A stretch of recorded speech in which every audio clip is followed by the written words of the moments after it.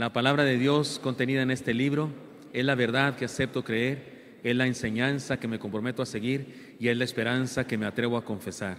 Nada me impide recibirla, nadie me evitará que la haga parte de mi vida y por ningún motivo dejaré de proclamarla. Estoy aquí para leerla, oírla y vivirla diariamente. Amén. Señor Santo, gracias por tu palabra preciosa que hoy abrimos, Señor, para que a través de ella tú nos bendigas, nos edifiques, nos des lo que necesitamos hoy, Señor. Acude a nosotros, por favor, y que tu palabra sea lo que hoy tú nos des, Señor, para salvación, para crecimiento, para discipulado, para transformación de nuestra vida. Te lo pedimos todo en Cristo Jesús. Amén. Hermanos, estamos en el final de nuestra serie. ¿Cuál es el final de nuestra serie? Perdón ustedes. Es que estoy acá batallando, me están arreglando los electrodos. Comencemos de nuevo, hermanos, comencemos de nuevo, ¿sale? Que significa que leemos el libro de los Hechos para conocer la iglesia primitiva, su nacimiento, el impulso especial que Dios le dio a esa iglesia. Y al notar eso, ustedes y yo podemos también entender cómo es la iglesia, cómo debe ser la iglesia de Cristo. Nosotros ahora compararnos con esa circunstancia, y eso es útil, es importante. Y si el sermón de hoy debe tener un nombre, además del nombre de la serie, pues es el siguiente, queridos hermanos. Está en la pantalla seguramente, si no yo aquí lo leo. Prueba de esfuerzo para una iglesia. ¿Y por qué le he puesto así a este sermón? Porque en el pasaje se nos habla de la fuerza de la iglesia, un cierto poder que Dios le ha dado a su iglesia. Y me hace recordar lo que me pasó hace algunos años. ¿Recuerdan algunos de ustedes que vivieron conmigo esta aventura? Tuve un problema cardíaco y fui internado durante algún tiempo.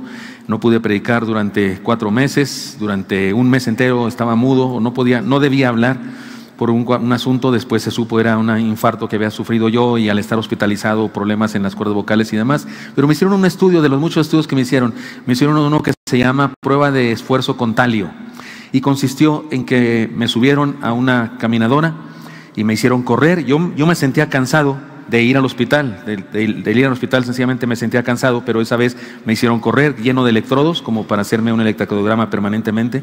Yo sentía que iba a desmayarme, yo pensaba, si esto es para sanarme, pues me van a matar, porque aquí voy a caer. De veras, me sentía muy mal, pensaba que me iba a desmayar.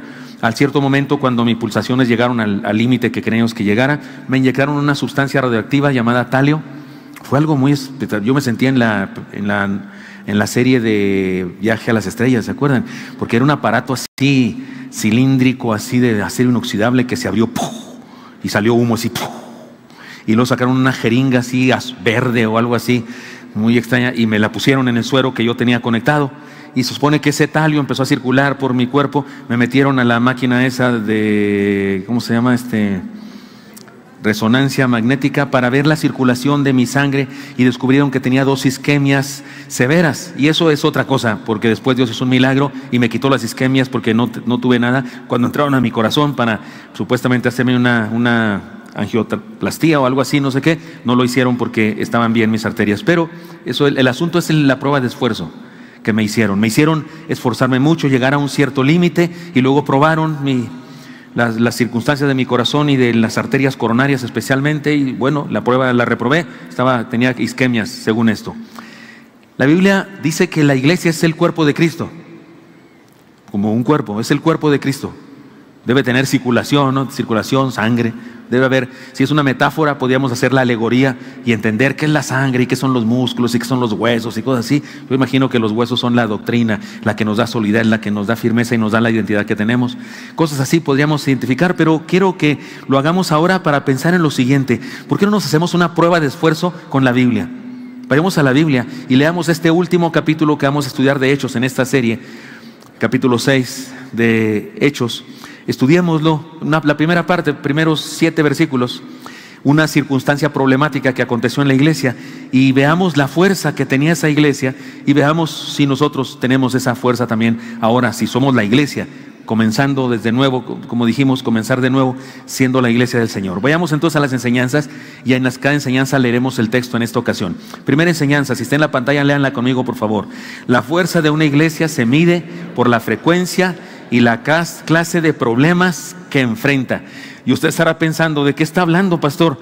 ¿Cómo que la fuerza de una iglesia se demuestra en los problemas? Sí, Eso es lo que yo creo.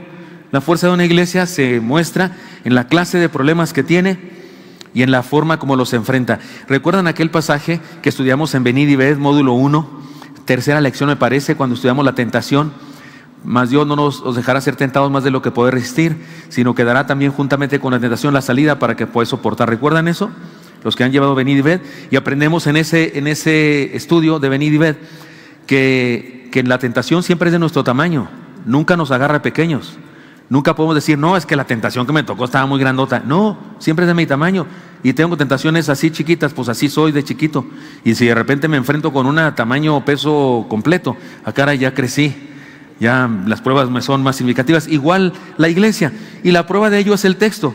Lean conmigo versículo 1 del texto de Hechos 6, como dice: en aquellos días, al aumentar el número de los discípulos, se quejaron los judíos de habla griega contra los de habla aramea, de que sus viudas eran desatendidas en la distribución diaria de los alimentos. Problemas de alimentación. A las griegas no les están dando la bolsa de frijoles como le están dando a la de los hebreos. ¿Qué está pasando aquí? Hay parcialidad. No se está haciendo una buena repartición de ayuda a las personas viudas, desamparadas. Ese es el problema. ¿Cuál fue la murmuración? Hubo murmuración. ¿Pero qué causó la murmuración? En aquellos días, al aumentar el número de los discípulos. ¿Está claro, hermanos? ¿Qué produjo este problema? El crecimiento. El crecimiento produce problemas en ocasiones. La primera comunidad cristiana de la historia está en problemas, tiene murmuraciones. Ahora, debo decirles que estaba formada por puros judíos. Algunos de ellos eran judíos que habían nacido y crecido en Judea, por lo tanto hablaban el idioma hebreo o arameo. Otros eran judíos que habían crecido en ciudades del Imperio Romano, ellos su idioma era el griego. Sí sabían algo de hebreo, el hebreo clásico, porque así leían la Biblia. La Biblia está escrita en el hebreo clásico. Ellos sabían algo de ese hebreo porque estudiaban en las sinagogas que había en todas partes donde ellos vivían, pero ellos no iban al templo a celebrar las fiestas judías porque vivían lejos, solamente iban al templo los que vivían ahí alrededor de Jerusalén, en Palestina, en los alrededores, en Judea, pero estos no, así es que eran de dos, todos judíos de raza, uno que otro judío de religión, que habiendo sido de otra raza se había hecho judío de religión, pero eran minoría. La mayoría eran judíos de raza, nacidos ahí, crecidos ahí o crecidos en otro lugar. Ahora resulta que esta primera iglesia, formada por estos puros judíos, como es normal por su cultura judía, imitó ciertas prácticas de la cultura judía del Antiguo Testamento. Y una práctica que se tenía, porque la Biblia lo dice, el Antiguo Testamento lo dice por todas partes, era el ser solidarios con la gente desamparada, las viudas, los huérfanos, los extranjeros. ¿Han leído ustedes el Antiguo Testamento y se han encontrado montones de veces con una frase como esa, verdad? Que ayuda, que sea amable con los extranjeros, que bendice a las viudas. De hecho, Santiago incluso dice en el Nuevo Testamento que la verdadera religión sin mancha es la de socorrer a las viudas y a los huérfanos, ¿no es cierto? Entonces los judíos hacían eso, tenían incluso reglas, daban dinero y había una especie de semanalidad, una semana, se dice, ¿no?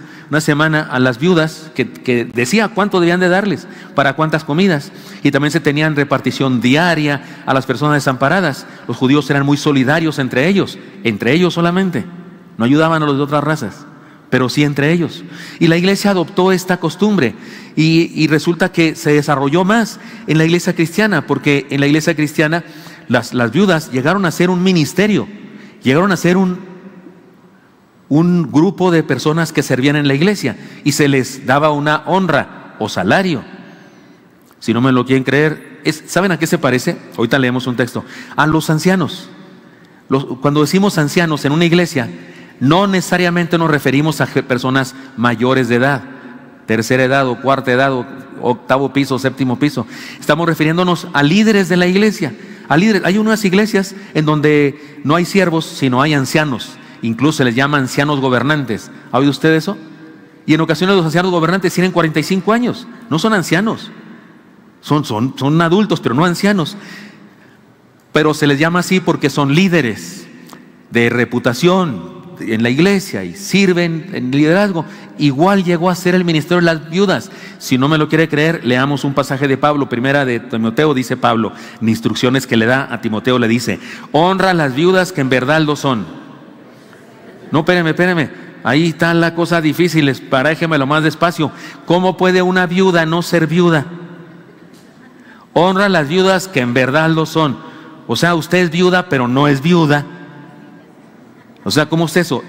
Aquí va aclarándose lo que acabo de explicar, que ser viuda parece que llegó a ser un ministerio. Sigue diciendo Pablo: pero si alguna viuda tiene hijos o nietos, aprendan estos primero a ser piadosos para con su propia familia y a recompensar a sus padres, porque esto es lo bueno y agradable delante de Dios. Mas la que en verdad es viuda, otra vez, la que en verdad es viuda, o sea, puede haber una viuda que en verdad no es viuda, mas la que en verdad es viuda y ha quedado sola, espera en Dios y es diligente en súplicas y oraciones noche y día, pero la que se entrega a los placeres viviendo está muerta. Habla aquí de inmoralidades. Manda también estas cosas para que sean irreprensibles, porque si alguno no provee para los suyos, y se refiere a los hijos o nietos, y mayormente para los de su casa, ha negado la fe y es peor que un incrédulo.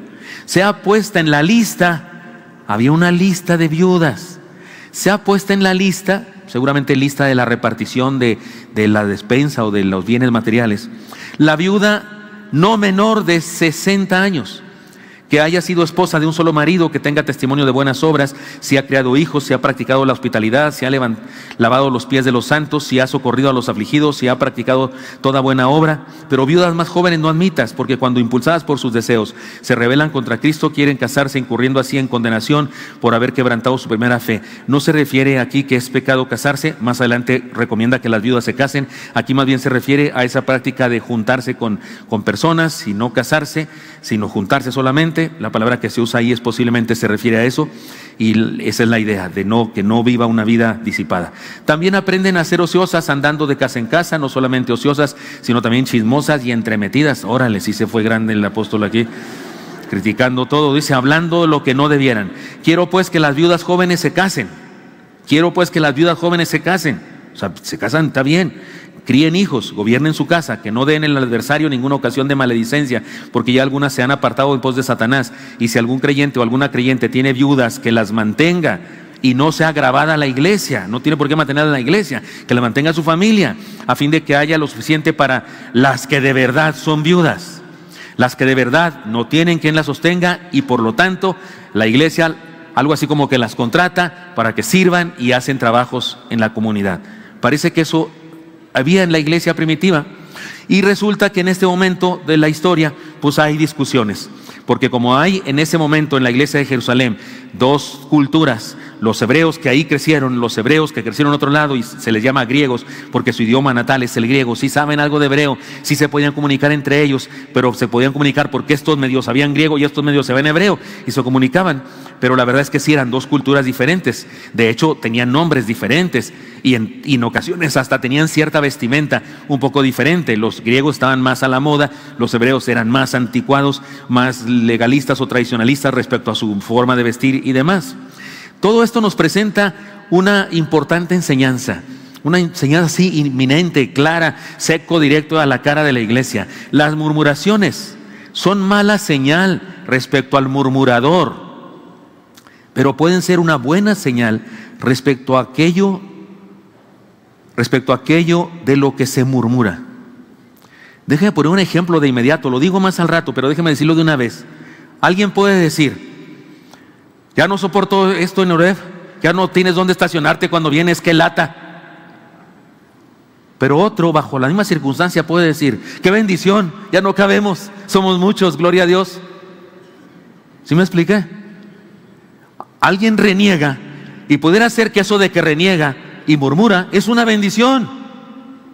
Es una bendición. Así es que, hermanos míos, las murmuraciones pueden ser señal de una gran bendición. Alguien que habla mal en contra de la iglesia en realidad está hablando muy mal de sí mismo. Pero cuando una iglesia es condenada por alguien, posiblemente se trata de una virtud, de su crecimiento. Ya puse el ejemplo. Cuando alguien dice: qué malestar, cómo se batalla para encontrar estacionamiento, también podría decir: qué bendición, cómo hemos crecido. No perdamos de vista lo siguiente, hermanos míos: dar a luz una vida nueva es una experiencia dolorosa para una madre. ¿Cierto o no es cierto, mamás? Duele, hay gritos, hay sangre. Algunas veces las mamás maldicen al marido por su culpa. Hayan queriendo tomar fotos y ¿quieres tomar fotos? y le canta una de esas de Paquita, la del barrio, en pleno parto, ¿verdad? Porque hay dolor, hay situación, y hay quien pierde la razón y esas cosas. Crecer duele. Si no, preguntan al adolescente que crece 2 centímetros o 3 cada mes, que un día le andan doliendo los dedos gordos de los pies. Pues cómo no, pues si la patota que tiene ya no es 4, ya es 14. ¿A cuántos de los aquí presentes alguna vez su mamá, el que le quedaba así el dedo, le apretaba, le mochaba la punta al zapato o al tenis? ¿Cuántos hicieron eso su mamá?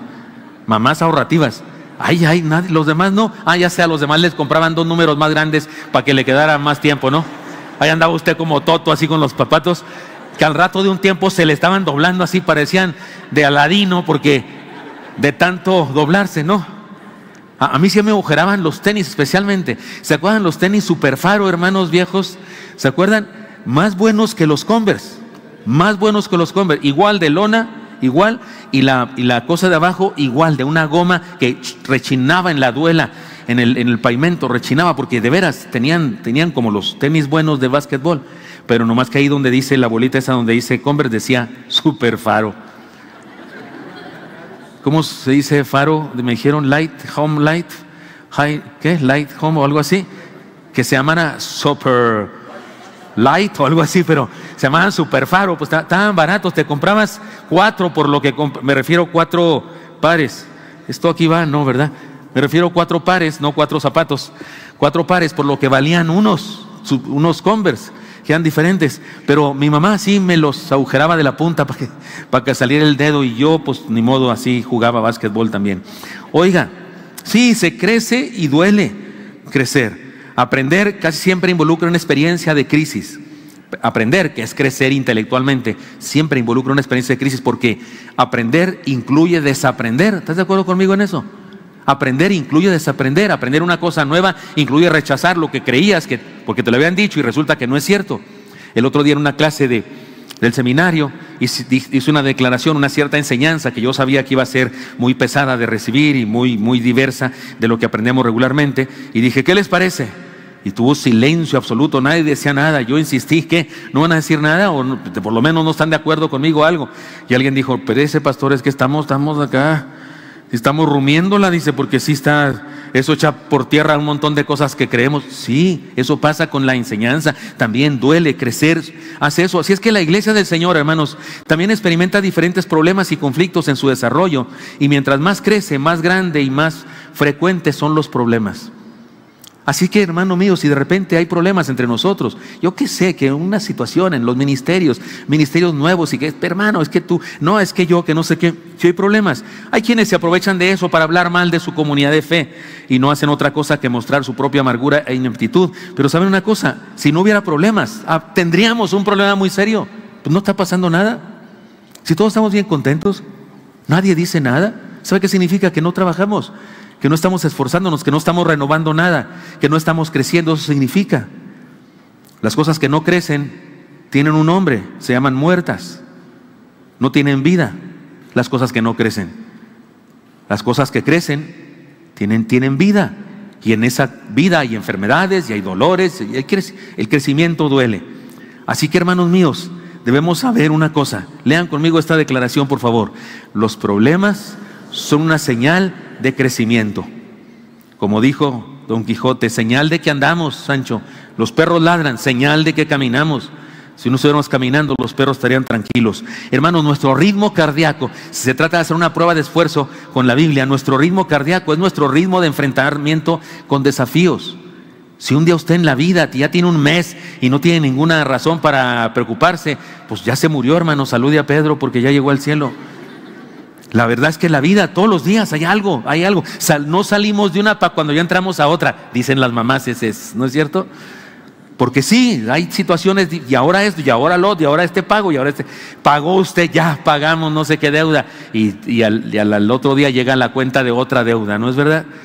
La vida tiene eso. El día que no pase nada de eso, hemos muerto. Por eso enfrentemos los problemas como señal de crecimiento y sigamos adelante resolviéndolos con sabiduría. Segunda enseñanza, segunda medida de esta prueba de esfuerzo para la iglesia. La fuerza de una iglesia se mide por la creatividad para resolver los retos que enfrenta. Lean conmigo versículo 2. Ya sabemos, hubo murmuraciones. Dos culturas que estaban juntas, todas judías, pero unas judías helenistas, judíos de Jerusalén, y resulta que hubo murmuración, y vamos a leer qué hicieron los pastores de ese momento. Lean conmigo. Así que los 12 reunieron a toda la comunidad de discípulos y les dijeron: no está bien que nosotros los apóstoles descuidemos el ministerio de la palabra de Dios para servir las mesas. Hermanos, escojan de entre ustedes a 7 hombres de buena reputación, llenos del Espíritu y de sabiduría, para encargarles esta responsabilidad. Analicemos la propuesta. Ellos llevaron el asunto a la congregación, supieron de las murmuraciones y ellos lo llevaron. No tuvieron una sesión de negocios, culto de negocios, y le dijeron a la iglesia: ¿qué quieren, hermanos? ¿Qué hacemos? No, ellos la juntaron y les dijeron: se está pasando esto. Lo llevaron a todos. Segundo lugar, especialización del ministerio pastoral. Ellos decidieron en petit comité, se dice, ¿no? Entre ellos, ¿qué hacemos? ¿Cómo lo resolvemos? Hay que decirlos a todos, sí hay que decirles, pero hay que decirles cómo resolverlo. Y ahí surge la idea: pues nombremos unas personas que hagan ese trabajo del que surge la murmuración. 2 cosas: la próxima vez que murmuren va a ser de otros, no de nosotros. Y tercera cosa, tal vez ya no murmuren, porque justamente los que van a hacer eso son de parte de ellos. Y dijeron: hay que especializar el ministerio. Estamos nosotros dejando de hacer lo que tiene que ver con la oración y la palabra por hacer esta repartición de bienes. Que lo hagan otros, lo pueden hacer otros. No tienen que ser pastores ni apóstoles para hacer eso, lo pueden hacer otros miembros de la iglesia. Buena idea. Y lo propusieron a todos, que los líderes se dedicaran a lo suyo y el trabajo se repartiera entre otros varones de la comunidad de fe. En tercer lugar, hubo nombramiento de oficiales, más personas. Hasta ese momento era la iglesia y los 11, ahora es la iglesia, los 11 y los 7. De hecho, a los diáconos se les comenzó a llamar los 7. Era así como un grupo, como un ministerio de los 7. Así como había el de los 12 o los 11 sin Judas, este era el de los 7. ¡Qué bendición! Se integró gente. Ahora déjenme guiarles en una reflexión histórico-exegética. Hermanos míos, la iglesia, como ya dijimos, regularmente imitaba el modelo del Antiguo Testamento, de ser pueblo. En el Antiguo Testamento había profetas y había sacerdotes, y en el Nuevo Testamento había pastores, líderes. Había una comunidad y reuniones, pues acá había una comunidad y tenían reuniones. La única cosa que no hicieron fue edificar un templo cristiano, ni nada de eso, no se edificó nunca un templo cristiano. Pero esta idea de nombrar a 7 personas para realizar un trabajo diferente al de los pastores, porque si alguno de ustedes me dice: oh, pastor, ¿y qué opina de cuando Moisés nombró líderes? Nombró personas para que hicieran lo que él hacía, pero con poquitas personas, y que los casos muy fuertes se los dieran a él. Le recomendó su suegro Reuel. Ahorita vamos a leer ese texto. Pero eso no es lo de los diáconos. Los diáconos no tiene precedentes, porque iban a nombrar a unas personas para que hicieran algo diferente a ellos, para que los pastores se dediquen al pastorado y para que los diáconos se dediquen al diaconado. No se trata de hacer lo mismo. Este es un error que se comete en muchas iglesias evangélicas y especialmente nosotros los bautistas, que de repente en las iglesias bautistas, cuando el pastor no está, ¿quién predica? Un diácono. En esta iglesia no, ¿quién predica? Un siervo. Otro que es tipo pastor junto con el pastor. Pero en las iglesias, la mayoría de las iglesias, los diáconos son algo así como otro pastor. No, en el Nuevo Testamento no es así. En el Nuevo Testamento se nombró personas para que hicieran precisamente lo que no debían hacer los pastores. Y para que los pastores dejaran de hacer eso que deben hacer los diáconos, ellos hicieran otra cosa. ¿Y de dónde sacaron esa idea los pastores de ese momento? De la manga, de un bombín de mago. No lo leyeron en ningún manual eclesiástico de ningún lado. No lo leyeron en el Antiguo Testamento en ningún lado. Ellos se les ocurrió una idea ante una necesidad de ese momento. Convocaron a la multitud y lo declararon, ya dijimos. Establecieron la estrategia, definieron el perfil incluso, dijeron: deben nombrarse 7 personas, deben ser llenos del Espíritu. Ahorita vamos a leerlo: llenos de Espíritu, de buen testimonio y de sabiduría. Y pidieron a la gente que los eligiera. Eso sí les dijeron: ustedes nómbrenlos, porque ya que murmuran de que nosotros estamos siendo parciales, que no repartimos las cosas bien, bueno, pues ustedes nombren a las personas que crean que son imparciales, nómbrenlos ustedes. Y les regresan el asunto y lo realizan. Hermanos míos, esto tiene enseñanzas importantísimas para nosotros. Hermanos míos, Dios ha dotado a su iglesia de flexibilidad y de creatividad para marchar triunfantes sobre las diferentes circunstancias. El problema de una iglesia sería que esté estereotipada, como si jugaran las estatuas de marfil y no quiera moverse y no quiera cambiar nada. La iglesia del primer siglo, mire, libro de los Hechos, capítulo 6 apenas del libro de los Hechos, y la iglesia ya no es igual que la de Hechos 1. Hechos 1 la iglesia es de una manera y en Hechos 6 ya es de otra manera. A partir de ahí ya es de otra manera. Ya tiene otros, los 7 ahora, no solo los 12, ahora los 7, y tiene una forma diferente de trabajar. Dios diseñó a su iglesia para eso, para ser creativa. Una iglesia, departamento, organización, convención, etcétera, que se estanque en las mismas estrategias, está destinada a morir.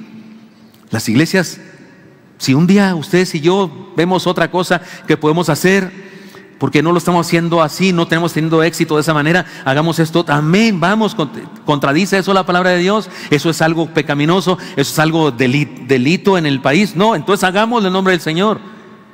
¿Saben ustedes que cuando nos dimos el salto para venirnos acá al Gran Fórum, hubo otras personas de nuestra comunidad religiosa, de nuestra denominación, que nos criticaban? A mí hubo personas que me exhortaron cuando me los encontré en alguna reunión: pastor, dígame que no es cierto. Pues no es cierto. ¿O de qué se refiere? No, dígame, me oí por ahí que usted hizo que su iglesia dejaran el templo, el bonito templo que edificó, y me mencionaron hermanos que edificaron y demás con ideas que ellos no conocían. Dijo, ¿y se fueron a un salón de baile? No, hermano, le contaron el chisme mal. Ya decía yo, no, espérese, se lo contaron mal, pero el chisme como quiera tiene algo de verdad. No dejamos nuestro templo, no señores, es el templo, es propiedad nacional, ¿cómo se dice? Prestada a nosotros, y no vamos a perder esa oportunidad, pero nos vamos en algunos cultos a otro lugar, sí, a otro lugar, y allá somos la iglesia, porque el edificio no es la iglesia es la gente. Y le di mi explicación, pero nos criticaban, decían que estábamos mal al hacer eso. Pero ¿cuál era el problema? Si no cabíamos, ¿qué quieren que hagamos? Ponemos un letrero allá afuera que diga, no vacantes, si te quieres convertir ve a otra iglesia porque aquí ya no cabes. No podemos hacer eso. Ahora mismo, ya vieron que está lleno este lugar, caben algunos poquitos, nomás que esos poquitos que quepan, a lo mejor vienen en carro y en la torre, entonces ya no caben. ¿Sí me expliqué? ¿Qué hacemos? Algo se nos ocurrirá, dijo alguien por ahí. La iglesia tiene la habilidad de hacer team back, se pone de acuerdo, ¿qué hacemos? Vamos a hacer esto otro, sí, vamos con todo, pero nunca falta un religioso legalista que diga, nunca lo hemos hecho así no lo hacíamos antes, mi papá dijo que así. La Biblia nos da pie, hermanos. ¿De dónde sacaron la idea de los diáconos? De la inspiración de Dios. Dios movió sus corazones a hacer algo diferente. Miren las expresiones tan interesantes de los apóstoles cuando se refirieron a eso. Dijeron, no es justo que nosotros dejemos la oración en la palabra por andar repartiendo despensas. ¿Es malo que un pastor reparta despensas? No, no es malo. De hecho, sí repartimos despensas los pastores. En los campamentos juveniles siempre hay una noche de gala. Yo soy mesero en esa noche de gala junto con los demás consejeros. Somos meseros, repartimos a los jóvenes. Ellos son los invitados especiales. Siéntese, por favor, ahí. Algunos quieren trabajar, siéntese. Y los adultos sí podemos hacer eso, pero no a costa de abandonar nuestra tarea. Dijeron ellos, no es justo, tiene que ver con la incongruencia de dejar a un lado la misión fundamental de la iglesia por no querer implementar nuevas estrategias. Y luego dice, y buscad entre vosotros, buscad. Tiene que ver con una búsqueda sabia de soluciones. Busquen, solucionemos el asunto, a ver qué inventamos para lograr eso, a ver cómo le hacemos. No dejemos de crear, inventar todo aquello que sea útil para el alcance de las metas que en su nombre nos hemos fijado. Eso de los devocionales, que ahora es un hitazo, hermanos, ahora es un hitazo, lo escuchan en montones de partes del mundo. Mi esposa, ahora que está allá en Perú, me cuenta pues situaciones difíciles que ha estado pasando, y me escribe y me dice, no lo digas en los cultos porque hay hermanitas acá que se conectan. Y lo digo, hermanitas, si me están escuchando, porque pudiera parecer una queja, ¿no? Decir que mi esposa ya la pasó mal porque no llegaban por ella y estaba ahí nerviosa en el aeropuerto, un aeropuerto chiquito de esos ahí, lleno de gente, y de repente vacío de gente, y ella solita y cosas así. Y me dice, no digas, porque sí se conectan personas de muchos lugares y los grupos, los devocionales por internet. Es un exitazo. No se imagina usted cuántas personas escuchan los devocionales que se van en esta iglesia, que últimamente el hermano Elí ya se los adueñó y no me lo quiere regresar. Se me salió a quejas, se sintió como quejas, sí. Resulta, hermanos, que comenzó eso cuando teníamos el inicio de nuestras zarzas. Y cada vez que citábamos a los líderes de zarza para una reunión, nos faltaba el 30%. El hermano Ramón Cervantes era encargado de eso. ¿Se acuerdan, hermanos? ¿Conocían al hermano Ramón Cervantes? Por cierto, comí con él ayer o antier. Me tomé un café con él antier porque vino por acá y posiblemente vaya a venir al Crece. Pero el hermano y yo hacíamos un esfuerzo, citábamos a los líderes de zarza, no venían todos. Y entonces nos ocurre que hacer una capacitación continua. ¿Cómo? A través de la internet. Y yo grababa estudios para líderes. Es más, comencé desde Éxodo. Me agarré de Éxodo porque quise hablar del liderazgo de Moisés y me seguí y llegué como hasta Crónicas. Pasaje por pasaje, así exhaustivamente, ¿cómo se dice? Expositivamente, texto a texto. Después de Éxodo, número Deuteronomio, seguimos y seguí Josué, Jueces, Ruth, primero esos libros y fuimos estudiando. Ahí tengo los apuntes, los considero valiosos y quiero darles una repasada y a ver qué hacemos. Pero así comenzó todo. Y era solamente para los líderes de zarza. Pero después se puso a público y que los vea quien quiera. Y siguió creciendo. Y después me olvidé de los líderes de zarza y seguía haciendo devocionales. Primero era de lunes a viernes. De lunes a viernes. Y mi esposa en esa época me decía, mi vida, porque yo a veces quería hacer los sábados y domingos. Decía, descansa, 2 días. ¿Qué tantos son un grupo de líderes? Pero seguía haciéndolos. Y al rato ya los veían montones de personas. Y empezamos a ver que los números crecían. Y entonces me dice mi esposa, no, mi vida, sí, grábalo. Cuando era muy mucho me dice, vete a grabarlo porque no son poquitas personas, son miles de personas que te esperan. Ahora lo grabas, ¿para qué empezaste? Tú solito te preparaste el desayuno. Me recordaba el chiste aquel del gallego, ¿verdad? Y no se imagina cómo sucedió eso. Una estrategia, ¿de dónde salió? ¿Dónde dice el Antiguo Testamento? Y grabaréis devocionales. No, ni en el Nuevo. Pero hay una necesidad. No, ¿qué tumbe? El agua. Hay una necesidad y una posibilidad y se resuelve y resulta en bendición. Hermanos míos, así es la iglesia del Señor. No dejemos de crear todo aquello que sea útil para el alcance de las metas que en su nombre nos hemos fijado. Dentro de pocos domingos, en algún lugar de por aquí se va a poner una pantalla y se va a poner una joven o un joven de nuestra iglesia traduciendo el mensaje al lenguaje de las señas, como hicimos durante muchos años antes de la pandemia. ¿Recuerdan eso, hermanos? ¿Saben cómo comenzó todo eso? Fui conferencista en un CONAGEBA, un congreso juvenil bautista, en donde fueron jóvenes de nuestra iglesia y de otras iglesias, eran muchos jóvenes ahí reunidos. Yo era conferencista y tallerista, y en el taller el tema era tu ministerio dentro y fuera de la iglesia, como profesionista, porque me dieron al grupo de los profesionistas. Y resulta que les di una tarea a los profesionistas, después de dar ciertos estudios y demás y discusiones, les dije, quiero para mañana una tarea que consiste en lo siguiente, que me traigan un plan de trabajo. Lo voy a leer con seriedad. Un plan de trabajo que diga cómo tu profesión ingeniero, cómo tu profesión doctor, cómo tu profesión mercadólogo, cómo tu profesión puede ayudar en la iglesia y fuera de la iglesia a la gente para conocer a Cristo. Y una joven, lo que dije, ¿alguien lo quiere exponer aquí públicamente? Y una joven se atrevió, dijo yo. Ella había estudiado educación especial para enseñar a personas invidentes, personas mudas, pues enseñarles la educación pública. Y entonces presentó un programa fantástico y le dije, oiga, qué maravilla, la felicito de todo corazón. Por favor, hágalo, vaya con su pastor y dígale en su iglesia que usted tiene ese plan. Si me dice quién es su pastor, yo le hablo y le digo que le haga caso. Vaya, me gustaría tener una joven como usted en mi iglesia. Y me dice ella, yo soy de su iglesia. Me disculpó ella porque imagínese el osote que yo hice, que van así los jóvenes. Este cuate viene al CONAGEBA y esta joven de su iglesia ni sabe qué es de su iglesia, pues que no le firmó su carta. Y ella dijo, ahí delante de todos para defenderme, dijo, lo que pasa es que tengo poquito yendo a la iglesia, tengo unas semanas y no había ido a presentarme con el pastor. Mi familia, dijo ella, va a la iglesia, yo no, pero ahora ya estoy yendo. Mimi se llama, Noemí. Ella y después y Eriquita la conocen, hicieron este ministerio que se llama Instrumentos de Amor, en donde se traducen los mensajes al lenguaje de las señas, al braille, se tradujo el venid y ved al braille para los invidentes. y se hacen cosas, y dentro de poco vamos a volver a tener aquí las traducciones simultáneas al lenguaje de las señas. ¿Cómo surge eso? Hay una necesidad, y a unas personas se les ocurre una cosa, se les ocurre un plan que no está en la Biblia en el sentido de los puntos del plan, pero que sí está en la Biblia en el sentido de mandato. Y hace discípulos a todas las naciones. Hermanos míos, ¿los sordos están incluidos en todas las naciones? ¿Los ciegos están incluidos en todas las naciones?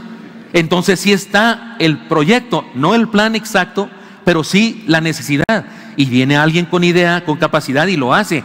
Esa es riqueza, hermanos. Riqueza es la capacidad que tiene la iglesia para resolver los retos que enfrenta con creatividad, no con legalismo, con creatividad. Con legalismo no vamos a ningún lado. Todo siempre queda igual, todos siempre hacemos lo mismo, no hacemos ningún cambio y todo sigue igual. Y la iglesia se convierte en un museo del siglo antepasado y no impacta a nadie, no impacta a las nuevas generaciones. No, la iglesia no debe cambiar principios, doctrinas, ideas. Eso es incambiable. Pero sí cambia la forma de decir las cosas y los programas o las estrategias para hacer las cosas. Además, la fuerza de la iglesia se mide por la dinámica de la integración. La integración de todos los que la forman. ¿Pueden leer conmigo, por favor, el versículo 3 y 4? ¿Cómo dice? Hermanos, escojan de entre ustedes a 7 hombres de buena reputación, llenos del Espíritu y de sabiduría, para encargarles esta responsabilidad. Así nosotros nos dedicaremos de lleno a la oración y al ministerio de la palabra. He aquí la primera experiencia de la iglesia en cuanto a la especialización de ministerios, como ya dijimos, y se parece mucho a lo que le recomendó Reuel. Jetro significa cetro, un líder. Ese era su título, Jetro. Su nombre era Reuel, suegro de Moisés. Le recomendó, se parece mucho. Le dice: no está bien lo que estás haciendo, porque le preguntó: ¿qué haces toda la mañana, desde madrugada sentado en el monte ahí? ¿Qué haces, Moisés? Y dice: pues, es que la gente tiene problemas y vienen conmigo, y yo soy el que decido quién tiene la razón, y vienen familias, y vienen hermanos. Eso es lo que hace, sí, y me cuentan sus problemas, y es que este me dijo, y así, y a ellos les digo: mire, van a hacerle así, tú le pagas así, y así, hasta las 15 de la noche. Y le dice: no estás haciendo bien, Moisés. No me preocupas tú, me preocupa mi esposa, que es tu esposa, que es mi hija. Le respondió su suegro: pues te cansas y cansas a la gente que te acompaña. La tarea es demasiado pesada para ti, no la puedes desempeñar tú solo. Oye bien mi consejo que voy a darte y que Dios te ayude. Tú debes representar al pueblo ante Dios y presentarle los problemas que ellos tienen. A ellos los debes instruir en las leyes y en las enseñanzas de Dios, y a darles a conocer la conducta que debes llevar y las obligaciones que debes cumplir. Elige tú mismo entre el pueblo hombres capaces y temerosos de Dios, que amen la verdad y aborrezcan las ganancias mal habidas, y designan los jefes de miles, de 100, de 50 y de 10 personas. Serán ellos los que funjan como jueces de tiempo completo, atendiendo los casos sencillos, y los casos difíciles te los traerán a ti. Eso te aligerará la carga, porque te ayudará a llevarla. Si pones esto en práctica, Dios así te lo ordena, podrás aguantar. El pueblo, por su parte, se irá a casa satisfecho. Moisés entendió la voz de su suegro y siguió sus sugerencias. Escogió entre todos los israelitas hombres capaces y los puso al frente de los israelitas como jefes de 1000, 100, 50 y 10 personas. Estos jefes fungían como jueces de tiempo completo, atendiendo los casos sencillos, pero remitiendo a Moisés los casos difíciles. Más tarde Moisés despidió a su suegro, quien volvió entonces a su país. Oiga, hermano, ¿cómo se traduce esto? Me parece que podemos definirlo con esta palabra. La leen conmigo, por favor. ¿Cómo dice? Zapatero a tu zapato.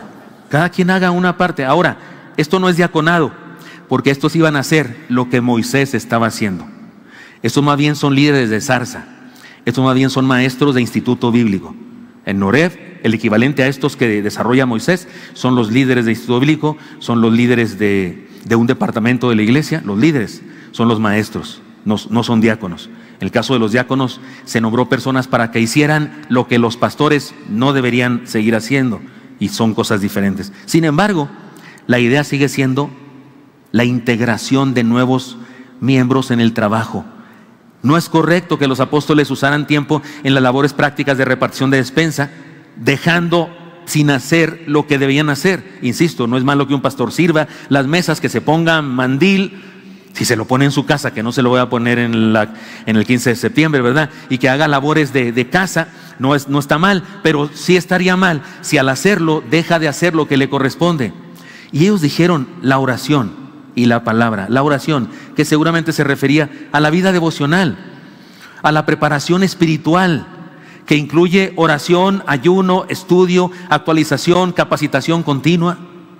Y además se dice, y la palabra, que evidentemente se refería a la predicación, lo cual incluye oración, ayuno, estudio, actualización, capacitación continua. Me preguntó una de las secretarias que le dio lectura a esto y lo estaba corrigiendo. Me dijo, pastor, aquí puso lo mismo en las dos partes. ¿Está bien? Sí, está bien. Es lo que quise poner, la misma cosa. Esto es trabajo de soledad, de autopreparación, de devoción con Dios. Esto es asunto de vida devocional, intensa. Esto nos recuerda, hermanos míos, esto nos recuerda que la fuerza de la iglesia no está en cuánto se junta en las ofrendas, sino en el hecho de que todos participan integralmente entregando la vida. Déjeme decir algo que debí decir en el punto anterior, en el inciso anterior. Gracias, hermanos, por darme, y gracias siervos, especialmente siervos, porque son ellos los que se dan cuenta de esas cosas. Gracias por no coartarme o no decirme que no debo hacerlo, el de que salgo de México y voy a otros lugares a predicar, a hacer servicio a otros lugares, porque ¿saben qué? Eso también sirve de preparación para mi vida. ¿Saben por qué? Porque en los lugares a los que voy no siempre soy el único conferencista, no siempre. En ocasiones hay otro conferencista. Ahora que fui al retiro de matrimonios, hubo otro conferencista. Él dio una conferencia inicial y después predicó en un culto especial. Y yo di unas conferencias, mi esposa también, pero oímos dos conferencias de otra persona que nos nutren a nosotros también. Y en ocasiones voy ahora mismo, ahora en estos días, voy a ir, no sé si es la próxima semana, voy a ir a un taller en donde yo solamente voy a dar 2 devocionales. Eso es aquí en nuestra Ciudad de México. Yo solamente voy a dar los devocionales de cada día. Pero hay, no sé si 6 talleristas y 2 conferencistas. Voy a poder escuchar, no a todos los talleristas, porque no puedo entrar a todos los talleres, pero voy a entrar a talleres y seguramente voy a aprender y voy a crecer. Y eso es maravilloso, es importante, es mi trabajo de la oración y la palabra, capacitarme, perfeccionarme. Ya ven que tenemos el Congreso Pastoral Crece. En el Congreso Pastoral Crece enseñamos cosas que hacemos como iglesia y traemos otros conferencistas de lejos para que den enseñanza también a nuestra gente, todo sobre el crecimiento de la iglesia. Pero ¿saben una cosa? Tenemos una característica en este Congreso: no cobramos. A las personas les damos sin costo, sin inscripción, les damos alimentación, les damos hospedaje y un libro mío. Cada año les regalamos un libro mío o varios, les hemos regalado relojes, les regalamos ropa, cosas. Pero hay iglesias que son muy, no sé cómo decir, porque es la iglesia del Señor, no puedo ofender a la esposa del Señor, pero hay iglesias que dan ganas de decir, Señor, consíguete otra o algo así, ¿verdad? Porque son malvadas con el pastor, lo maltratan, no quieren que salga y deberían apoyarle en que saliera, no solamente dejarle salir, sino apoyarle para que salga y se capacite. Y yo tengo una estrategia. Ojalá que no me escuchen los miembros de iglesia legalistas de las iglesias que estoy hablando, pero yo hago una estrategia. El pastor que yo le recomiendo y me da permiso, le escribo una carta a su iglesia, donde le digo: iglesia fulana de tal, soy el pastor Jefe de Gutiérrez, director del Congreso Pastoral Crece, un congreso que se dedica a capacitar, a actualizar y dar herramientas para su desarrollo pastoral al pastor de su iglesia. La capacitación de nuestro congreso cuesta alrededor de 3,500 pesos, pero en esta ocasión a su pastor le vamos a dar una beca de 100%. Solamente mándenlo, por favor, paguen los viáticos, nosotros le damos beca de 100%, no le cobramos inscripción. Algunas así nomás hasta por tacañas, hay que mandarlo para ahorrar. Por favor, si una iglesia de esas te pregunta, no le digas que la beca es para todos. ¿Sí me expliqué? Porque entonces no le suena a ganga. Oiga, y digo yo, tener que andar haciendo eso para que algunas iglesias hagan eso. Debería el pastor poder decirles: hermanos, necesito capacitación y voy a inscribirme a un curso, ¿me pueden ayudar, por favor? Sí, pastor, vaya. ¿No hacen eso con los trabajadores de una empresa secular? ¿No hacen eso? ¿Las empresas no capacitan a sus obreros? ¿Sí o no? ¿Sí? Y les pagan los viáticos, ¿no? Deberían hacer eso. Por eso hacemos el Crece, para esos pastores que no tienen esa posibilidad y acá pueden venir con nosotros. Hermanos míos, sí, de eso se trata este pasaje. Esto venía a traer bendición a la iglesia. Los pastores iban a dejar lo suyo y un grupo de personas que anteriormente no hacían otra cosa, ahora van a hacer esta cosa de ayudar a la repartición de despensas. Esto nos recuerda, hermanos, que la fuerza de una iglesia no está en cuanto junta en las ofrendas, sino en el hecho de que todos participen integralmente entregando la vida. Hay congregaciones en otros países, también en México ya se han desarrollado iglesias así, que la gente va el domingo y se sale, 1 hora dura el culto, 1 hora dura el culto. Si se pasa el pastor de predicar 5 minutos más, se empiezan a salir. Acá también, pero en esas más. Y resulta que todo lo que hacen es ir, dar su cheque muy grande. En Estados Unidos los diezmos ¿cómo se dice? De los impuestos, ¿cómo se dice? ¿Son deducibles de impuestos? Allá está más padre diezmar. Y se van. Casi no hay voluntarios. A los músicos y cantantes, a todos se les paga un salario. Algunos de ellos, de hecho, ni son de la iglesia. Vienen a cantar y se salen, oyen el sermón. Yo digo que ahí, sí, yo envidio los edificios, envidio el sonido, envidio eso, pero no envidio la congregación. Una congregación rica es una congregación donde hay un montón de voluntarios, donde hay horas, hombre, de trabajo que son adoración a Dios, no son servicio remunerado, son adoración genuina a Dios, lo más genuino que puede haber, porque servimos todos, trabajamos todos. Y una bendición cuando hasta los asalariados, hasta los que tenemos un salario, lo hacemos por adoración a Dios. Eso es importante. Hablo yo siempre con los que trabajamos y que tenemos un salario en la iglesia, que debemos servir incluso estando dispuestos a pagar porque nos dejan hacer eso. La fuerza de una iglesia no se mide en cuánto dinero junta, se mide en cuántas personas participan en juntar ese dinero y en juntar todo lo demás de trabajo en la iglesia. Dios ha enriquecido la iglesia, pero no lo ha hecho dejando caer billetes sobre los alfolíes. Lo ha hecho nutriendo nuestras casas, nuestros bolsillos, nuestra vida, y con toda clase de riquezas: inteligencia, capacidades, habilidades, relaciones, títulos, bienes, materiales, etcétera. Nos ha dado usted y a mí, a todos los aquí presentes, riqueza, y cuando usted y yo ponemos esa riqueza, esa inteligencia, esa capacidad, esa profesión, esas relaciones que tengo en ciertas secretarías o personas, lo que sea, cuando pongo eso a disposición del Señor, entonces la iglesia es rica. No se mide la riqueza en el dinero, se mide la riqueza en la participación de todos, y nos da a todos y a cada uno la posibilidad y el honor y la responsabilidad también de poner todo eso en las manos de Dios para que Él use el dinero, el esfuerzo, la inteligencia, los títulos en el extendimiento de su reino. Por eso la entrega de diezmos, primicias, ofrendas y limonas, hermanos míos, no es un asunto de materialismo, no, es un acto de amor. No son impuestos, no es cooperacha, es un acto de fe, es un acto de adoración. Cuando se pase el alfolí por nosotros, se va a hacer de otro momento. Lo que se está haciendo es pasar por nosotros una oportunidad para honrar a Dios. Por eso, hermanos míos, cuando entregamos en consagración una parte de los bienes que Dios nos ha dado, estamos entregando lo que somos, lo que sabemos y lo que tenemos. Definitivamente en la iglesia del Señor hay una dinámica de participación que constituye una riqueza, la riqueza más grande. Cuando todos participamos es una gran riqueza. Integremos nuestra vida a la riqueza de Dios. Yo me siento muy rico y siento una gran riqueza de ustedes, Oreb, la iglesia Oreb. Cuando en el Crece me preguntan cosas de la iglesia y me siento muy rico porque no sé la respuesta. Siempre me preguntan, pastor, ¿y cuántos hermanos forman el comité del Crece? Y yo me quedo así como con ganas de decir, no tengo la menor idea, pero tengo que responder algo más elegante, ¿verdad? Le digo, no sé, hermano, no sé. Yo nomás le encargué la responsabilidad a una pareja y ellos han buscado sus ayudantes y ya no sé dónde va la bolita.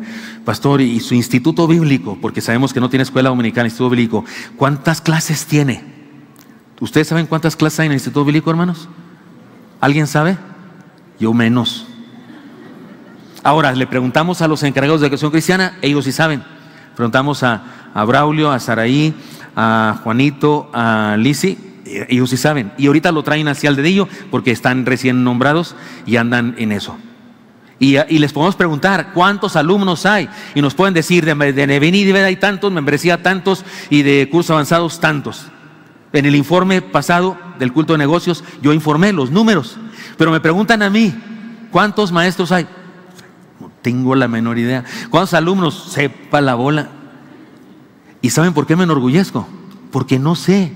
Me siento rico de no saber, porque si supiera significaba que yo tenía que andar metido de chismoso en todo eso, diciéndole, hermanos, y cuéntelos por favor, y me dice por favor, cuando andaría yo loco, enfermo, con la presión hasta el tope, a lo mejor muerto, por andar metido en todo, pero como hay otras personas que se encargan de eso y son los encargados de eso y se dedican a eso, a mí nomás me informan, entonces me siento rico, una iglesia rica. Si estoy hablando claro, no estoy pareciendo holgazán, que digo que no me interesa saber los números, porque alguien lo está haciendo, porque alguien está haciendo. Imagínense que me preguntaran, pastor, ¿y qué le ponen a los sopes? Eso sería fácil, porque le ponen lo mismo que a los chilaquilos, lo mismo que a las flautas, lo mismo que, ¿verdad? Ahí sí. Pero que me preguntaran, ¿y qué le ponen al mole? La hermana lo hace sin gluten, gracias a Dios, hermana. No sé, hermano, para eso están las cocineras. Pero pregúnteme qué quiere decir ahí Juan 5:24. Ahí sí pregúnteme, y nomás me busca la boca doña Cérvula y no me callan en 3 horas. Porque eso sí es a lo que me dedico, es lo que hago. Y pregúnteme, oiga, ¿por qué fulano de tal predicador salió con su no sé qué? Y ahí sí me buscó peor ruido, porque me suelto con todo y le digo, pero porque eso sí debo saberlo. Eso sí es como dicen, sí es mi área. ¿Por qué no? Es que no es mi área. Esa frase, cómo duele, ¿verdad? No es mi área. Así voy a responder. ¿Cuántos maestros hay en su iglesia, pastor? No es mi área. Eso voy a decir, la próxima vez voy a decir eso. Me lo recuerdan, por favor, para decirle al próximo preguntón que me diga, no es mi área, consiervo. Hermanos míos, esta es riqueza de la iglesia cuando muchos participan. Además, la fuerza de una iglesia se mide por la vivencia plena de su gente. Lean conmigo versículos 5, 6. ¿Cómo dice? Esta propuesta agradó a toda la asamblea. Escogieron a Esteban, hombre lleno de fe y del Espíritu Santo, y a Felipe, a Prócoro, a Nicanor, a Timón, a Parmenas y a Nicolás, un prosélito de Antioquía. Los presentaron a los apóstoles, quienes oraron y les impusieron las manos. Hermano mío, ¿escuchó usted algún nombre judío? ¿Escuchó usted algún nombre hebreo? ¿Escuchó usted Josafat, Isaac, Elimelech, Arfaxad? Ninguno. Todos son nombres griegos, hasta son de nosotros también, porque el griego influyó en el lenguaje español. Ahí está Esteban, Nicolás, Felipe, Nicanor también, Timón, el amigo del Rey León, a lo mejor, Prócoro. Pues yo sí conozco un Prócoro, por cierto, de un pastor, pero son nombres griegos. Y para colmo, Nicolás, un prosélito. ¿Sabe lo que es un prosélito todos? Es un no judío de raza, no es de raza judía, pero se hace judío de religión. Este ni siquiera era judío de raza. O sea, todos son helénicos, todos son de habla griega, todos son de esa sección de la iglesia que murmuraba que estaban mal atendiendo a sus viudas. Es interesante que lo hicieran así, porque quisieron, bueno, ya que estamos haciéndolo mal, háganlo ustedes, por favor. No, estuvo bonito, estuvo suave, fue así con guante blanco, se dice, ¿verdad? Fue así con cierta jiribilla. Hermanos míos, los pastores establecieron cómo debían ser los diáconos, no importados, del mismo pueblo, en sanas relaciones con la comunidad, llenos del Espíritu Santo, santidad, autoridad espiritual, desarrollo de dones, carácter, que fueran personas no explosivas, no peleoneras, no latosas, no orgullosas, soberbias, que lo único que buscan es vanagloria.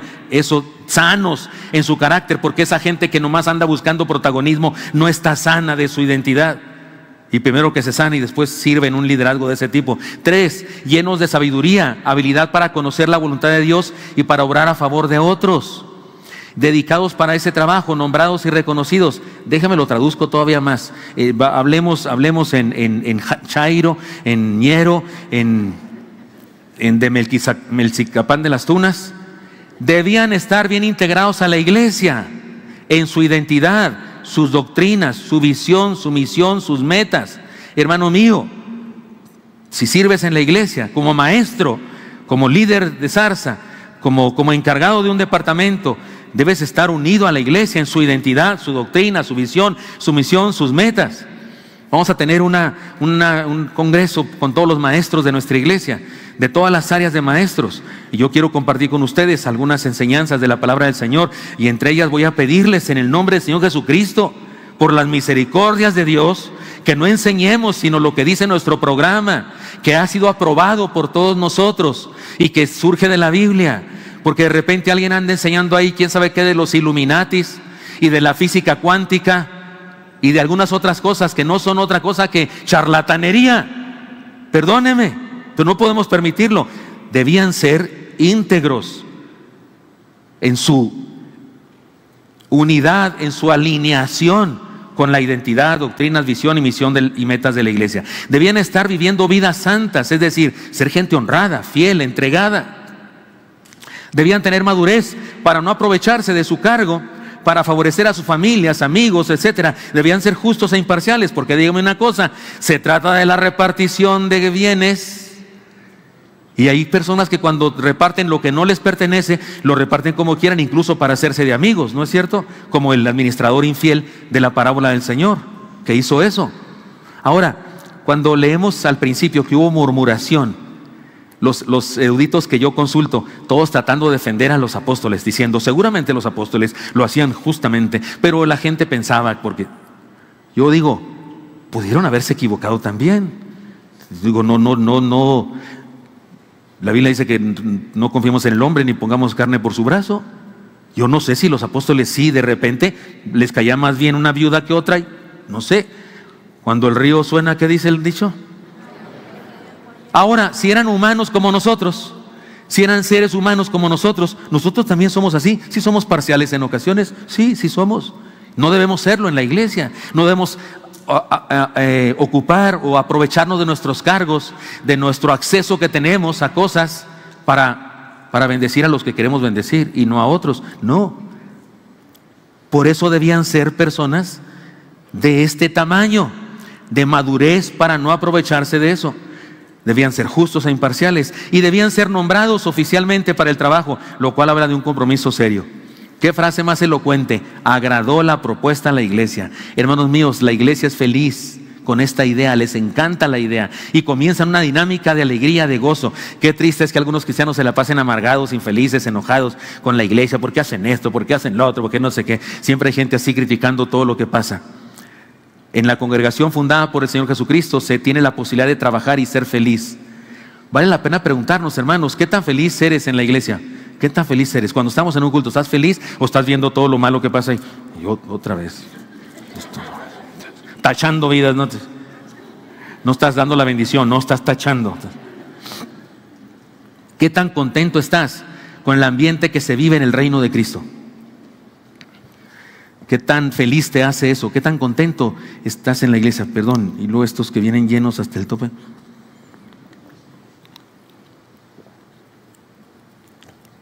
Si no estás muy contento, hermano, en tu iglesia, una de dos: o estás en el lugar equivocado o estás amargado. Por ahí lo oí, alguien se me anticipó. Sí, estás amargado. En la iglesia hay problemas, pero hay creatividad para solucionarlos. Hay distribución de las tareas y como resultado hay plenitud de vida. Hagamos algo para no terminar deprimidos, heridos y disgustados cuando ejercemos un trabajo cristiano, porque fuimos salvados para ser felices. En esto se mide también la fuerza de la iglesia, en la felicidad y plenitud de vida de quienes la componen. Seamos felices y expresémoslo. Mire, esto que voy a decir es cuestión de cultura, no creo que sea cuestión necesariamente espiritual, creo yo, por lo menos no quiero opinar sobre eso, pero sí es una cuestión cultural. En Estados Unidos vas a todas las iglesias y se acaba el culto. De hecho se acaba así muy de improviso, después del sermón, se acaba después del sermón, no hay otro canto, anuncios y eso, se acaba y se acabó y en 5 minutos ya está vacío el templo.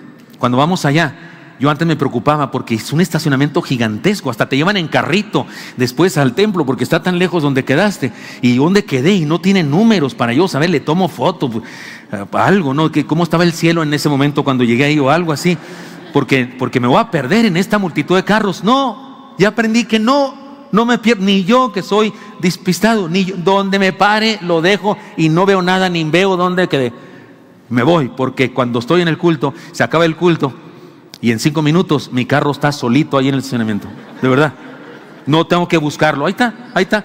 ¿Cierto? ¿No han ido, hermanos, allá a las iglesias? Ahí está solo el carro. No, se fueron todos. Aquí, Dios santo, ayer los no sé a qué horas lograron sacar a los más 30 de la casa Oreva, hermanos. Yo me fui, todo estaba lleno, ¿verdad? Siguieron, vinieron los mariachis todavía, creo, ¿verdad? No, hombre, nos quedamos ahora mismo allá, es una romería ahí, ahorita que se acaba el culto, saludándonos, compartiéndonos virus, bacterias. pura cosa buena, haciéndonos inmunes unos a otros. Oiga, así se mide la riqueza de una iglesia, así se mide. Yo he llegado a la conclusión de que esto es hermoso, esta es iglesia. No me gustaría tener, no sé, un montón de miembros ricos que su única aportación es sentarse a escuchar la palabra y dar una buena ofrenda muy larga y luego muy grande y luego salirse. Y yo me quedo solo aquí con el tesorero y los protesoreros contando un dineral solos. Alguno dirá, qué padre. No, qué padre, qué triste. Eso no es riqueza, eso es dinero nomás. Riqueza es esto. Ve, por favor, hermano, dele un vistazo a los que están alrededor de usted. Vea qué chulada de gente hay alrededor de usted. Les pido a todos, den vuelta, no como la exorcista así totalmente, sino de lado a lado, pero den vuelta, por favor. Ya vieron, hermano, qué chulada de gente hay ahí. Hay de todos. Morenos, pasados de tueste, blancos y güeros como tortilla de harina cruda, chinos y lacios, ojos de rendija y ojos de plato sopero. No es cierto, hay de todo en la viña del Señor, pura gente hermosa, creada por Dios. Eso es riqueza. Y hermanos míos, la fuerza de una iglesia finalmente se mide por los resultados que obtiene. Lean conmigo versículo 7, por favor, como dice: y la palabra de Dios se difundía, el número de los discípulos aumentaba considerablemente en Jerusalén, e incluso muchos de los sacerdotes obedecían a la ley. El único resultado lógico de una iglesia tal como se nos describe esta, hermanos, es éxito en su misión. No puede ser de otra manera. Si tenemos problemas y creatividad para resolverlos, si integramos a otras personas al trabajo y somos felices y plenos, si hay posibilidades para fracasar, entonces hay un reto. Entonces, hermanos, hay posibilidad de triunfar. ¿No pensaban usted en eso? Que siempre un triunfo existe porque existe la posibilidad de perder. ¿No es verdad? Si no compites contra nadie, no puedes ganar. No puedes ganar, llegues en el lugar que llegues. No, en lugar no llegaste a ningún lugar, nomás llegaste. Ganas cuando existe la posibilidad de perder. Así es, cuando la iglesia enfrenta cosas en las que puede fracasar, entonces puede tener victoria. El pasaje dice que se convertían hasta los sacerdotes. Eso funciona decirlo hoy que en aquella época. Decir no, hasta las monjitas se andan convirtiendo, es lo mismo que aquí dice. Vivamos la salud de la iglesia y seamos partícipes de su crecimiento. 7 ideas para finalizar, hermanos, que quiero que lean conmigo. Tengo un desafío: seamos parte de la iglesia del Señor. Es decir, lean conmigo estas 7 declaraciones. Número 1, lean conmigo: enfrentemos los problemas con creatividad y no con crítica, mucho menos con chisme. Número 2, integrémonos a la dinámica de trabajo en nuestra comunidad. Tenemos algo que hacer y algo que dar. Número 3, trabajemos para que nuestra iglesia se mantenga sana. Número 4, construyamos puentes, derribemos barreras. Número 5, perdonemos y pidamos perdón. Número 6, cumplamos nuestro ministerio. Número 7, diezmemos fielmente. Vivamos la prosperidad que Dios ofrece. Y como conclusión final, hermanos, y seamos felices y plenos al ser testigos de las grandes cosas que Dios va a hacer entre nosotros. ¿Cómo me gustaría, hermanos míos, cómo me gustaría grabar por completo algo y que fuera posible verlo en unos cuantos minutos, lo que pasó con los jóvenes en el campamento juvenil? Fueron más de los que deberían ir. Irresponsablemente o responsablemente dimos permiso de que se inscribieran muchos más de los que debían. ¿Saben cuál es el tope que decimos que deben ir a Tlayacapan? 80. ¿Saben cuántos fuimos? ¿Cuántos, hermanos? 135. Más allá de lo que debe ser. Jóvenes, si eres un joven que fuiste al campamento y fue bendición, ponte de pie, por favor, y diga algo, sí, amén, o alguna cosa, por favor.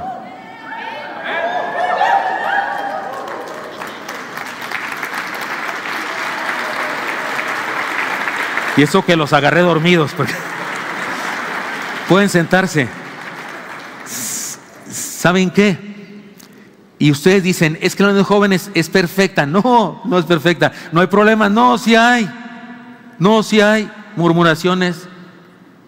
y cosas y malas actitudes. No, por supuesto que sí hay. Y tiene que haber, son tantos. Hay tantas circunstancias, pero mire, Dios trabaja ahí, trabaja en medio de las dificultades, en medio de los errores, en medio de los fracasos, en medio de las problemáticas. Dios trabaja, Dios bendice. Fue impresionante. Yo estuve solamente el primer día. Solamente di una conferencia el primer día. Yo hice una invitación y pensé pues que se iban a parar 5, los más sensibles. No, estaban todos. No sé si había alguien sentado, a lo mejor sí, no sé. Pero estaban todos. ¿Qué cree? Así fue todo el campamento. Hubo cosas espontáneas. De repente se pusieron a cantar y no era día de cantar, no era momento de cantar, pero se pusieron a cantar alabanzas al Señor. Hubo manifestaciones de gratitud para los consejeros, espontáneas o dirigidas por el Espíritu Santo. ¿Cierto o no, queridos jóvenes? Toma de decisiones. Todavía andan por ahí con la cuerda los jóvenes queriendo servir al Señor. Algunos han tomado decisiones para ser siervos de Dios, para entrar al seminario. ¿Qué cree? Así Dios va a seguir bendiciendo nuestra iglesia. Así es que le pido en nombre del Señor que confiemos en eso y que en medio de las dificultades y problemáticas digamos: qué bendición estos problemas. Estamos creciendo. Qué bendición. Esta oposición es porque estamos creciendo y porque estamos haciendo la voluntad de Dios, y sigamos adelante. Y si un día dejamos de tener problemas y luchas, pongámonos de rodillas y pidamos a Dios que nos mande una persecución, a ver alguna cosa que nos avive, porque no estamos haciendo bien cuando no tenemos dificultades ni problemas. Señor Santo, te doy gracias porque me das permiso hablar con mis hermanos esta palabra. Te pido que nos bendigas a todos, y gracias por la manera como vamos a concluir este mensaje también, Señor. Bendito seas en Cristo Jesús. Amén. Hermanos siervos, pasen al frente, por favor. Los encargados de estar acá en la parte de arriba. Hermanos, tengan preparados, por favor, sus elementos. Les dieron en la entrada. Si alguno no tiene los elementos, el pan y el fruto de la vid, si alguno no tiene, por favor, levanten su mano o pónganse de pie ahí en su lugar para que se lo traigan, por favor. Y hermanos del ministerio de ordenanzas, por favor, vengan. Si hay más hermanos de ordenanzas, sí, acá hay, hermana, acá hay varias manos levantadas. Si pueden venir, por favor. ¿Saben qué, hermanos? Como está muy grande el lugar, pónganse de pie los que no tienen, para que los vean bien, porque si no, no los van a ver, por favor.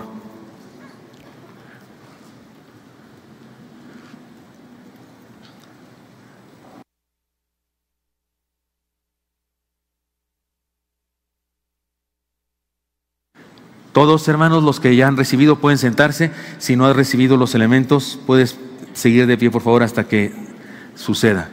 Recuerden que estamos invitados todos aquellos que somos creyentes en Cristo, seguidores de Él, y lo hemos decidido y lo hemos dado fe de eso a través de la profesión de fe del bautismo.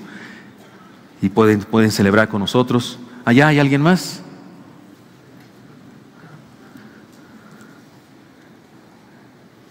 ¿Ustedes nos ayudan con esto, por favor?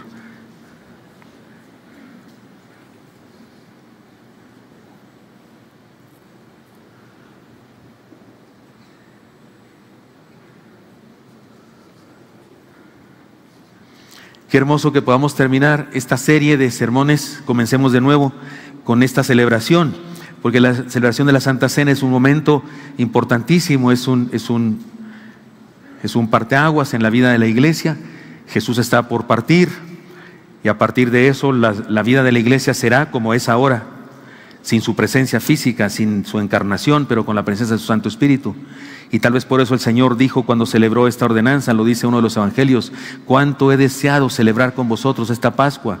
El Señor tenía mucho deseo de hacer eso, de celebrar esta ordenanza, porque sabía que ellos habían de enfrentar ahora la vida de iglesia sin su presencia física, pero sí con su presencia espiritual.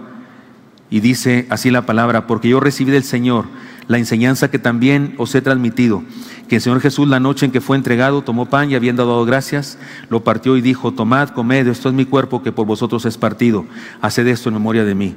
Asimismo tomó también la copa después de haber cenado y dijo: esta copa es el nuevo pacto en mi sangre, haced esto todas las veces que la bebiereis en memoria de mí. Todas las veces que comiereis este pan y bebiereis esta copa, anunciáis la muerte del Señor hasta que Él venga. Hermana Miri, nos guía en oración usted. Tenemos un micrófono aquí, hermano. Allá, ore dando gracias a Dios por los elementos que tenemos hoy para esta celebración, el pan sin levadura y también el fruto de la vid. Oremos.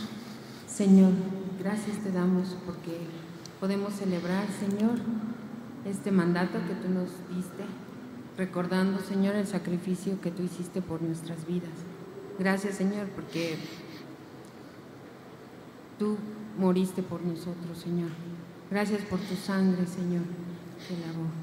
Te pido, Señor, porque tú bendigas nuestras vidas y te pido por el pan que vamos a comer, Señor, en representación a tu cuerpo, Señor. Gracias, gracias te damos, Señor, por este sacrificio. Amén. Amén. Dice entonces la palabra: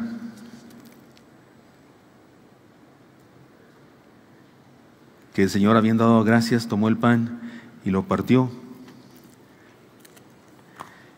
y lo dio a sus discípulos y les dijo: coman de él. Hermanos, ¿me ayudan a repartir a todos los aquí presentes? Usted.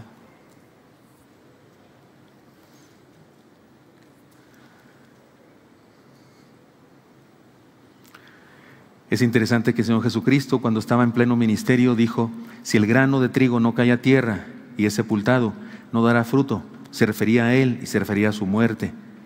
Por eso ejemplificó su cuerpo con un pan que es hecho de una semilla que tiene que caer a tierra, ser sepultada, y cuando surge y cuando es cultivada tiene que ser triturada, hecha polvo para convertirla en pan. Así es Él, su vida en nosotros. Nos dio su gracia, su misericordia para darnos vida eterna.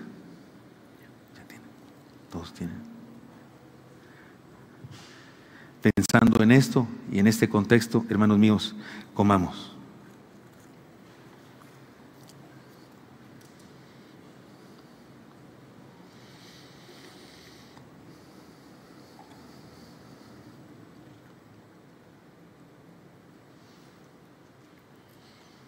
Gracias, Señor, por lo que hiciste por nosotros. Nos has alimentado, Señor, de vida eterna con tu propia vida, muriendo en la cruz del Calvario y pagando para nuestra salvación. Gracias, Señor. Bendito seas en Cristo Jesús. Amén. También dice la palabra que tomó la copa y se la dio a sus discípulos. Hermana, usted ahora puede repartirla a todos, por favor.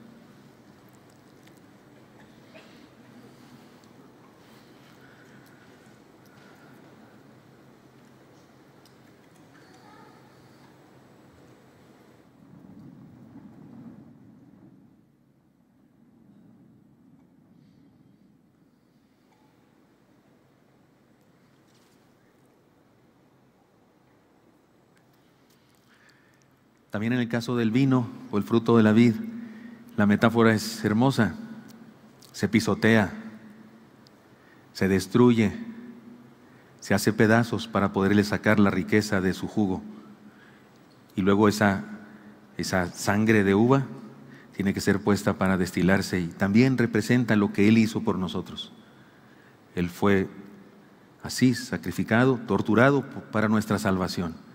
Por eso cuando bebamos este fruto de la vid, recordemos que es por eso que experimentamos el perdón. Pensando en esto y entendiendo lo que significa, bebamos.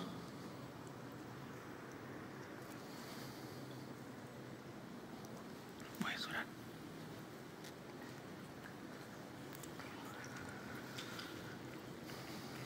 Bendito Padre, gracias te damos por ese sacrificio que hiciste en la cruz del Calvario. Gracias por tu sangre derramada, Señor, para redención de nuestros pecados. Y Señor, ahora te pedimos, Señor, que bendigas a cada uno de nosotros. En Cristo Jesús oramos. Amén.